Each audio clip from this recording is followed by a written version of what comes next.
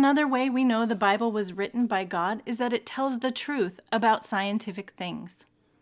For example, Isaiah chapter 40, verse 22 talks about the earth being round and not flat, as many believed in the past.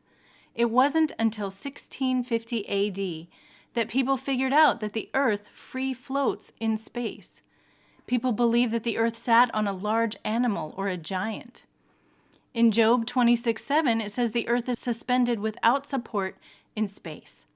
The Encyclopedia Britannica gave an account of a young doctor in 1845 who discovered the importance of washing hands. Hundreds of years ago, a major problem was the death rate among women giving birth in hospitals being high. In some years, the death rate was 30% of women dying after giving birth. In centuries past, doctors never practiced washing their hands before going to the next patient. This was because the presence of microscopic diseases weren't discovered yet.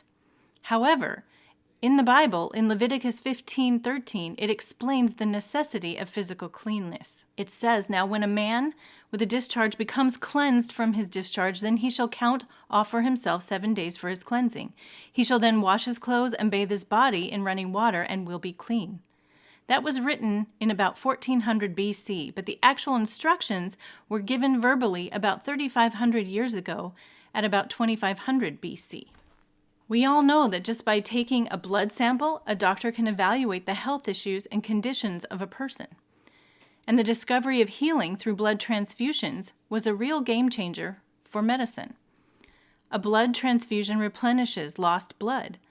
But long before science discovered this biological truth, the Bible had already spoken of it.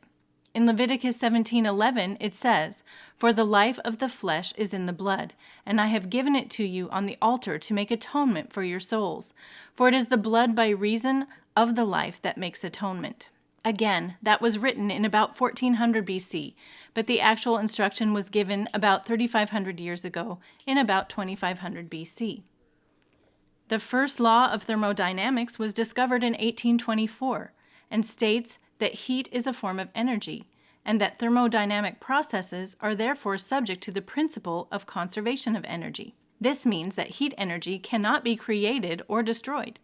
It can, however, be transferred from one location to another and converted to and from other forms of energy. In Genesis chapter 2, verse 1, the Bible clearly says, "Nothing is evolving and everything is finished." And that was about 6,000 years ago.